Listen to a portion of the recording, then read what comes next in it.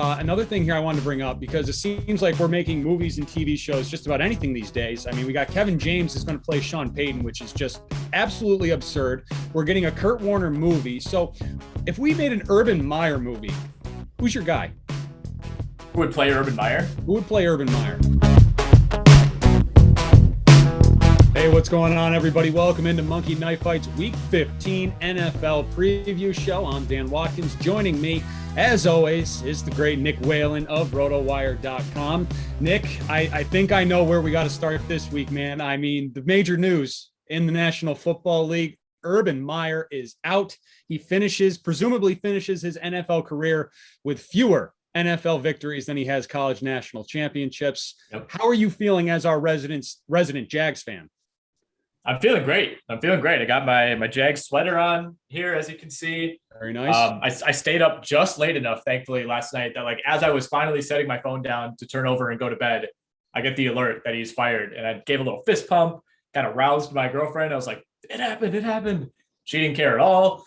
But it really did feel like things were moving in this direction very rapidly over the last few days. Like, there was like a 60-minute sit-down interview with former kicker Josh Lambo that somehow seemed like the final nail in the coffin for Urban Meyer. But man, I think, there were tweets going around last night, like, is this the biggest coaching disaster of all time? I think it is. I mean, there's been some other notable ones, but I don't think there's anything that has included this many missteps, like such a variety of missteps by Urban Meyer. Obviously terrible on-field performance. It really made a ton of sense to me to let him go at this point. I know Shad Khan, was really regretful that this decision had to be made. This decision could have been made 2 weeks ago. It could have been made 5 weeks ago. It could have been made 8 weeks ago.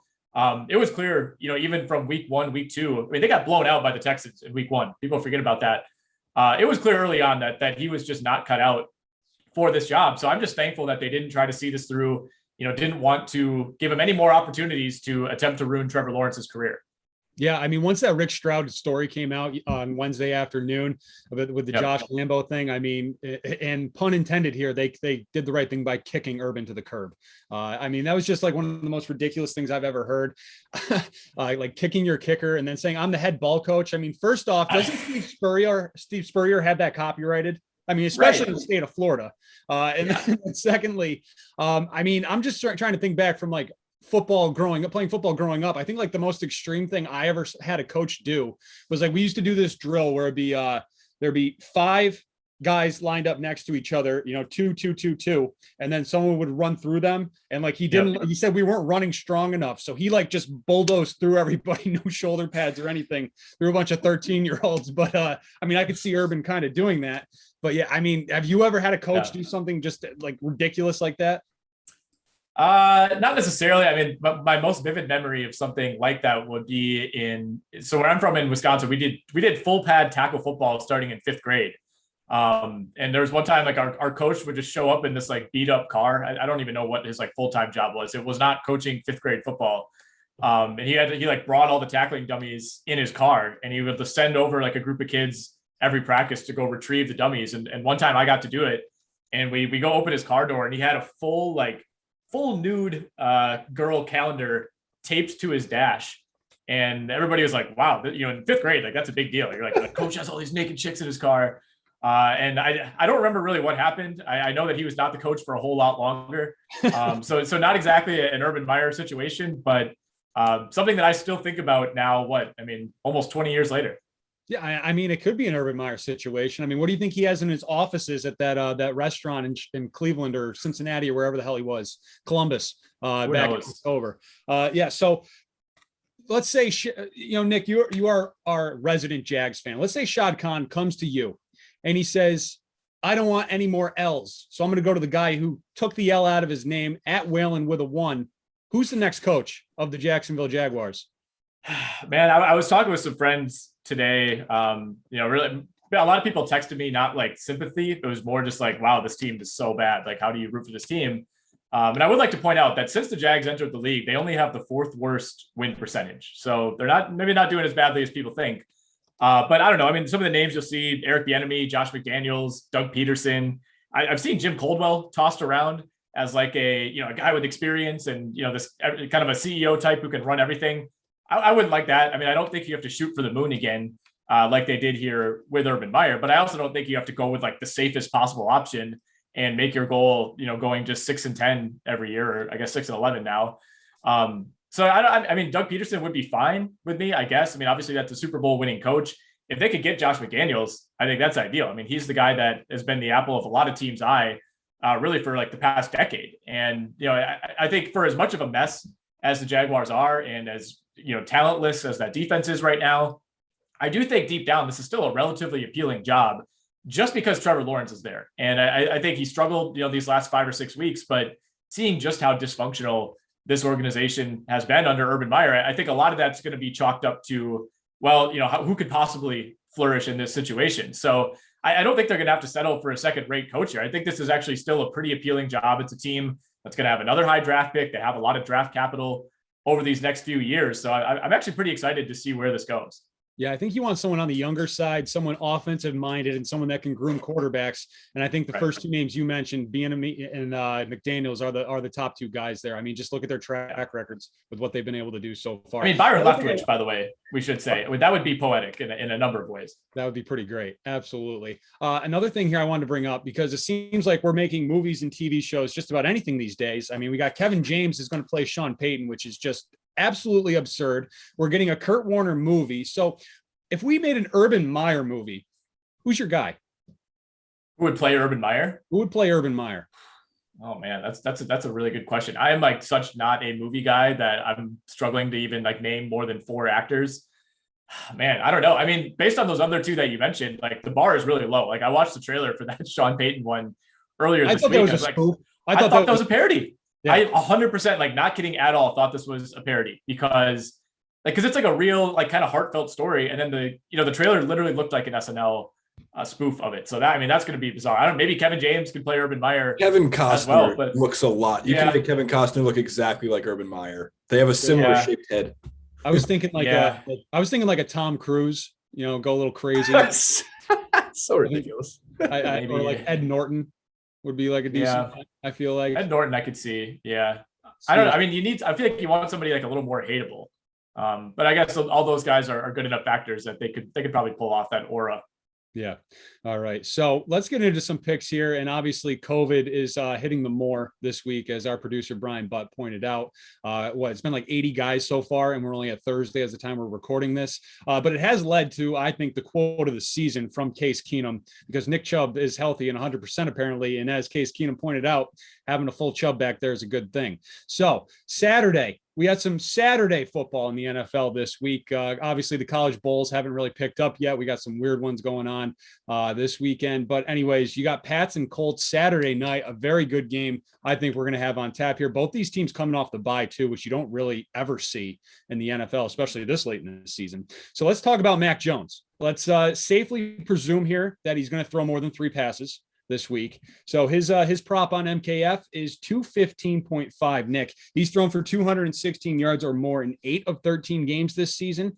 The Colts are giving up about 230 through the air, and the Indy defense is already like kind of yapping a little bit to the media this week, saying they plan on making the Patriots one-dimensional and having Mac Jones beat them. So do you like the more here from Mac, or are you going less? Man, I mean, it's so tough because we haven't seen them play, a real game since week 12 against Tennessee. But I mean, Mac Jones threw for over 300 yards in that one on 32 attempts. And like you said, we're going to see a vastly different game plan than what we saw 2 Mondays ago against Buffalo. I do kind of trust this Indianapolis defense, though. I mean, this is a team that's had success against some good teams already this year. And, in some ways, like you don't necessarily want to be making your picks like this, but it does feel like New England is due for at least some sort of regression here. I mean, they've won 7 straight games coming into this one. It feels like everything has been breaking their way. And, while they are a very good team, I'm still not 100% convinced they're like unquestionably the number 1 or number 2 team in the AFC. So I think this is actually going to be a relatively difficult game for them. And we've seen a lot of teams, we should say, coming off of the bye. And I know both of these teams are in that situation, but a lot of teams have kind of struggled coming off the bye this year, which is different than years past. So I don't know. I said maybe we see a slightly rustier version of Mac Jones. I'm inclined to take the less here. I kind of like the more just because it's at 215. If this number was like in like the 230s, I'd go with stick with you, Nick, and go with the less. But I'm going to go with the more here. And I really like Hunter Henry to have a big game this week as well. Yeah. Mark Andrews had a monster game against Indy. I think Hunter Henry can do something not quite, all the way up to the same level of 10 catches and 130 yards like Andrews had, but I think Henry could have a very nice game here against Indy. And I know this, we're talking about the Tom Brady Patriots here in the past, but through 20 years, when people call out Bill Belichick, he's going to take what you give him. You're going to try to make us throw on you. Fine. We'll come out 5 wide and just throw the ball all over you. So I think we're going to see Mac Jones finish above 216. And then you got Carson Wentz on the other side, 225.5 passing yards for Wentz.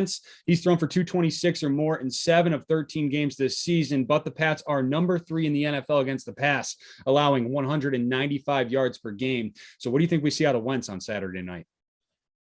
I'm inclined to think this is going to be a game that plays out on the ground. And it's, of course, it's not going to be extreme as that Pats Bills game, but I like the under for Carson Wentz as well. It's a relatively low number at 225.5, but Carson Wentz in that decision-making against Bill Belichick and that New England defense to me does seem like a mismatch. So I think both these teams, maybe end up playing a little more conservatively. If Indy gets aggressive, that worries me as far as, some of the decisions that we've seen Carson Wentz make when he's under duress. And obviously this New England defense more than capable of making him uncomfortable.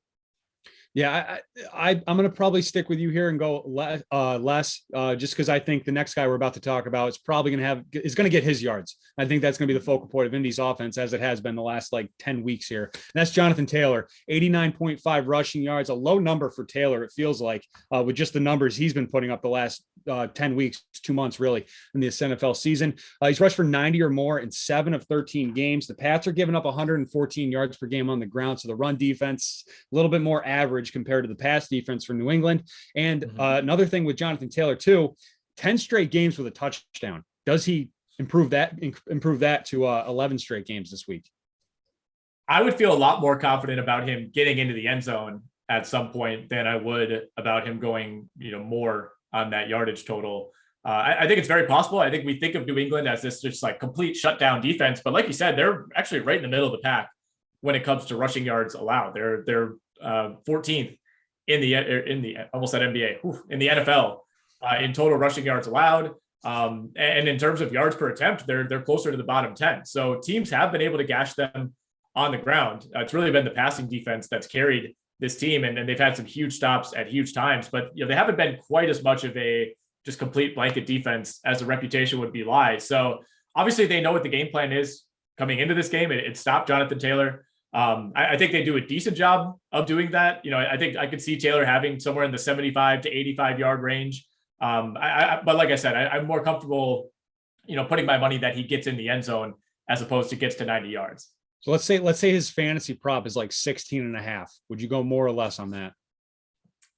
I think I would go more just because then you're factoring in, potential catches and doing work out of the backfield there.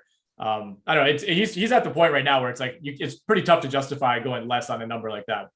All right. Okay, let's move on. Let's talk about the early games on Sunday. We're going to do a speed round here since they don't want us to talk about Jags Texans at length, even though I have noticed classic the media. I don't understand what that is, but I do want to point out though, our friends at Bally Bet tweeted out on Thursday that the line since Urban Meyer got fired has actually moved more in the Jags' favor. They're now 5-point favorites when they opened up. I don't understand it, which is just absolutely absurd. But I guess they're playing for Darrell Bevel.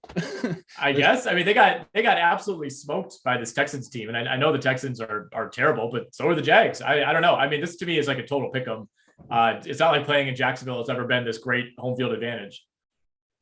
Yeah, I don't get it. But let's put 2 minutes on the clock here and see if we can stick with it for our speed round this week. So let's get started here, and we'll go with Dak Prescott at the Giants, 280.5 passing yards, more or less. I'm going more. Giants defense is banged up. It feels like Dak has had 5 bad games in a row, but he's just been a few bad breaks, I think, from getting back to where he needs to be. So give me more on Dak. Other side, you got Saquon Barkley taking on the Cowboys at home, 57.5 rushing yards, more or less. I'm going less. This Dallas defense is unbelievable. And I don't think that was borne out in the final score last week, but they were dominant, and they're starting to look like perhaps the best defense in the league. All right. The struggling Buffalo Bills, they seem to have gotten something going on the offensive side in the second half of that game against the Bucs. Josh Allen, they're taking on Carolina at home this week, 275.5 passing yards for Allen, more or less. I'm going to go less just because I think this is a huge blowout. I think it's a get right game for Buffalo. I think they take care of things early on, and we don't see a super aggressive second half from Josh Allen. So you like the more for Allen, but what about Stephon Diggs? 71.5 receiving yards for Diggs. Yeah, we have a tough call with Diggs every single week. Give me the more. Give me the more. He got over this number last week. He got over this number against New Orleans a couple weeks ago. Against this struggling Carolina team, I think he can do it again. All right. Antonio Gibson, Washington running back at Philly, 69.5 rushing yards, more or less. Nice. I'm going less. I mean, this game for me right now, if you're talking anything on the Washington side, it's who knows who's going to be on the field. This could be a disastrous game. The line, I think, is up to Philly, like 10. Which is more emblematic of what's going on with Washington. So hard to put faith in this offense right now. I'll go less. All right, 20 seconds. Jalen Hurts taking on Washington, 55.5 rushing yards, more or less. I'm going to go less. Kind of the same argument that I made with Josh Allen. I think this is a game that they can hopefully cruise and not have to use Jalen Hurts too much. Still a little banged up too. All right, Deontay Johnson taking on the Titans, 74.5 receiving yards, more or less. I'm going to go more. Banged up Titans team that still we don't really know what their identity is, since they lost Derrick Henry, and the Steelers just find ways every single week to stay in these games. And lastly, we got Kyler Murray at Detroit, 270.5 passing yards, more or less. Man, I know we're way over time at this point, but I'm going to go less. I didn't really love what I saw from Kyler against the Rams the other night, and not having DeAndre Hopkins obviously is a massive step down to some of the guys you're going to have to start relying on to be your second, third, fourth guy in that passing game. All right. Very good. I think that was around 220. So are you keeping time? We don't slander Thursday Night Football. We don't keep time. Those are like the only two rules we have on the show. I kept time. It's for my records. Records. All right. So we'll move on to the late afternoon. Packers at Ravens, an interesting one here because, well, it's not looking like Lamar Jackson's going to play, but we'll build a nice little 5x5 anyway here with what we got to work with. And let's talk about that bad man. That's Aaron Rodgers, who is just on fire right now. He is turning into Aaron Rodgers of yesteryear as he's just throwing all over everybody right now. His prop this week on MKF is 279.5 passing yards. He's thrown for 280 or more in just 5 of 12 games this season, but he's been well over that in each of the last 4 games, Nick. Baltimore, they rank 31st in the NFL against the pass, allowing 266 yards per game. They're obviously hurt too. No Marlon Humphrey anymore. Seems kind of like a gimme to me. How do you feel? Yeah, it does. And the way this NFL season has gone, a lot of gimmies have turned out to not be gimmies, but I don't know if I want to go down that trail. I think this is a more for me. I think Aaron Rodgers is extremely, extremely comfortable right now. Some of the throws, level of difficulty on those throws that he's been making. I think it was Robert Mays from The Athletic tweeted out kind of the all 22 view of that, kind of down and out touchdown to Davante Adams from the Chicago game on Sunday. And I mean, that is a drop it in the bucket throw from Aaron Rodgers that he makes with such ease. And early on, in this season, the Packers offense looked good, not great. And I think it's actually looked borderline great these last few weeks. And that's with Aaron Jones, still being a little iffy. His workload was a bit diminished these last couple of weeks. So the Packers have had to rely on that passing game a little bit more, and they've been just fine. And, sticking with that Packers passing game, you brought up Davante Adams. His prop is 7.5 receptions. He's caught 8 or more passes in 5 of 12 games, including each of the last 2. He's been right around 7 in pretty much every single game here this season. So can he get to 8, especially if we like Rodgers to go well over his total? Yeah, I think he can. I mean, he's done it each of the last 2 weeks, which have been, 2 of Rodgers' 3 best games of the year. And the other one was probably the game before against Minnesota where Davante had 7 catches. So, I mean, 3 of his basically 4 best games, the other one being Cincinnati back in week 5, have come during this stretch for Rodgers. So, we kind of like Rodgers' secondary weapons, guys like MVS, Lazard. But when you watch these games, those guys really aren't getting a ton of targets. It's still Davante Adams commanding the lion's share of those targets. We're not expecting Randall Cobb to be active in this game. I think that gives Davante maybe another target or 2. But the biggest thing, like you said, this Ravens defense is no longer the Ravens defense of old. And they were already trending that way before the Marlon Humphrey injury. And in some ways, that's just poor gas on the fire. I mean, this is a passing defense, especially that is just begging to get exploited. And it's probably the worst possible matchup right now, given how Rodgers and Devontae are playing. So that is a long-winded way of saying I will go more on Rodgers and more on Devontae Adams. Yeah, I'm right there with you. I just don't think anybody's going to be able to cover him. Devontae might have like 10 catches for 150 yards this week. Very well could happen. Aaron Jones, 54.5 rushing yards is his prop on MKF, and also 16.5 fantasy points. We see him he found the end zone twice against the Bears. He only had like 60 total yards, but still that's a good fantasy day, as that's right around 18 points or so. He's rushed for 55 or more in just 4 of 12 games this season. The Ravens, they are number 1 in the NFL against the run, allowing 84 yards per game. So what do you expect from Aaron Jones this week? I think I would do the same strategy that we talked about with the Jonathan Taylor props, where I would go over on the fantasy points, under on the rushing. He has 15 carries for 88 yards over his last 2 games since suffering that knee injury against Seattle. And he was limited at practice on Wednesday. He did not practice at all today. I think the general belief is that it was basically a rest day and he will be active, but I think the Packers are more than happy to let AJ Dillon kind of be the hammer on the ground and mix in Aaron Jones every now and then. Have him in there, of course, on some passing downs. But I think with the playoffs approaching, with them, certainly being in position to potentially be the 1 seed, or at least lock up one of those top 3 spots, I think they're more than happy to kind of manage his workload down the stretch here. So until we see Aaron Jones unleashed in the same ways that he was through the first 10 or so weeks of the season, I don't really trust him to go more on that rushing prop. All right. And then on the other side for Baltimore, it's not looking good for Lamar Jackson this week. Didn't practice Wednesday, didn't practice Thursday. So it seems like it's going to be a very uphill battle for him to suit up on Sunday afternoon. But let's talk about some other guys for Baltimore. Mark Andrews, 55.5 receiving yards is his more or less. He's reached 56 or more in 9 of 13 games. But with no Lamar, that means Tyler Huntley is going to be in there. And surprisingly, though, Andrews has had 2 very good games with Huntley playing. Finished with 115 yards last week against Cleveland, and also he had 73 yards earlier on against Chicago was the other team. So he's been more than that 55.5 both games with Huntley. Can he do it again? I mean, I think so, right? I think we have to follow the numbers here, and I think there's Lamar Jackson himself has been criticized at times for relying too much on Mark Andrews. And I think we've kind of seen the same things from Tyler Huntley, which is understandable considering his lack of exposure at the NFL level. So, yeah, I mean, I think we have to follow this, what the numbers are suggesting. I mean, Baltimore is a team that has a couple secondary weapons. You don't really love any of their receivers. None of them are really a true number 1, kind of more gadgety type of players. So, even whether Lamar's healthy or not, Mark Andrews is typically the guy who, if anybody's getting double-digit targets, it's going to be him. And he's done that already 5 times this season. So, I don't know if he gets to 11 catches again, but I think he'll be targeted enough. And this Green Bay defense, especially against the running quarterbacks, like the Packers, no matter what the season is, no matter who the quarterback is, if there's a quarterback who can move, that always seems to give the Packers some trouble. So while I think they win this game with relative ease, if it is Tyler Huntley ultimately starting, I think the Ravens will be able to at least move the ball for a few drives.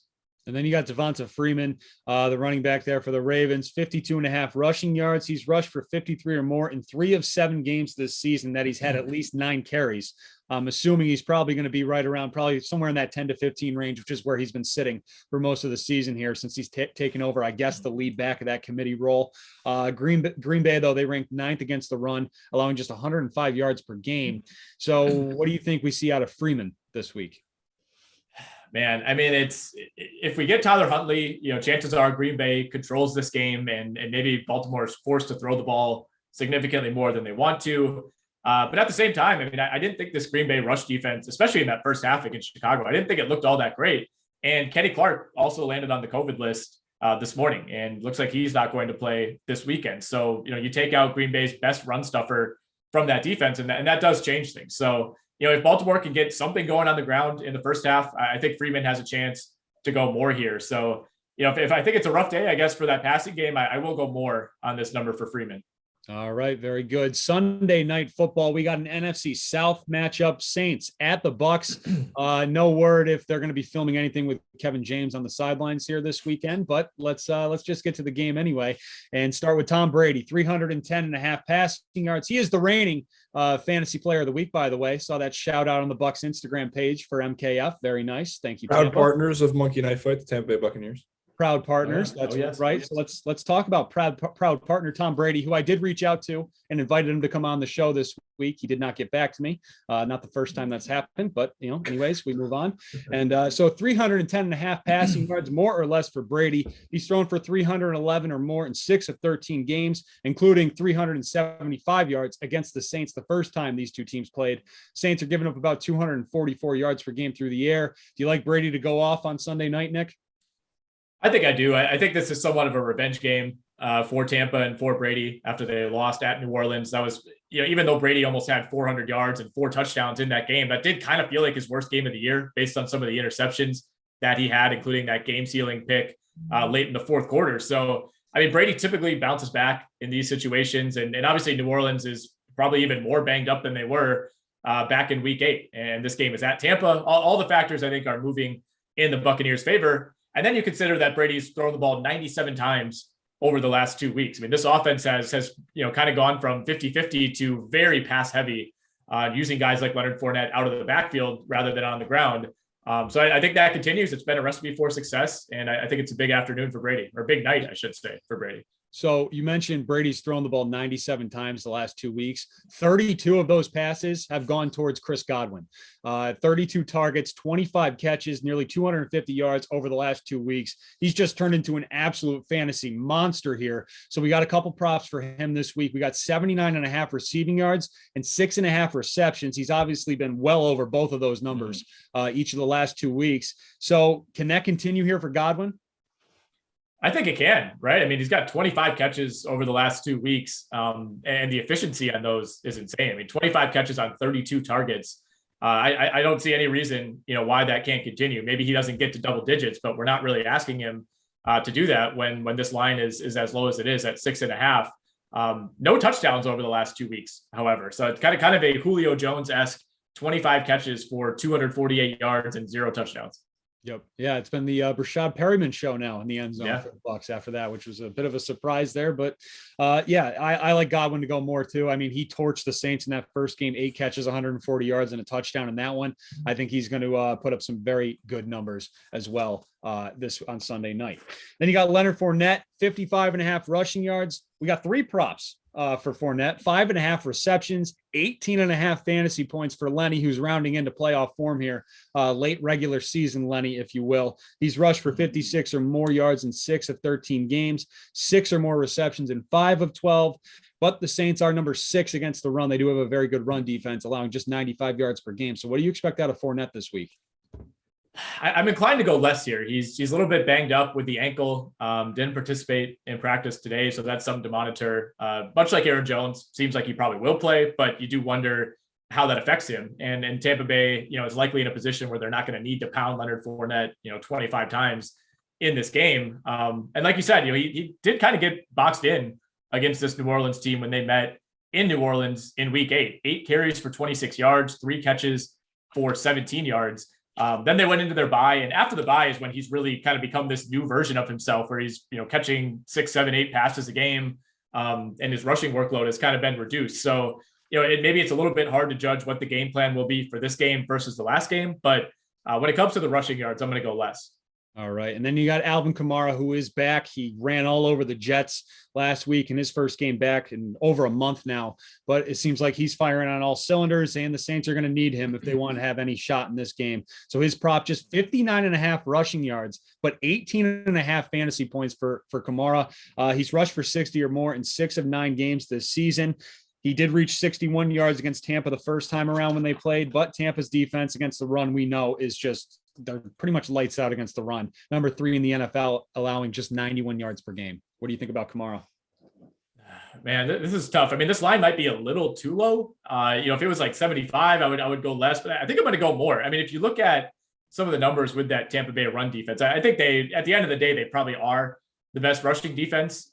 They're third in yards allowed behind Baltimore and Tennessee. But when you look at yards per attempt, they're 22nd. Part of the issue is teams just have stopped running on them. Like they're by far number 1 in the league in terms of fewest rushing attempts against. So I think word got out that you can't run on this team, and teams just stopped trying it.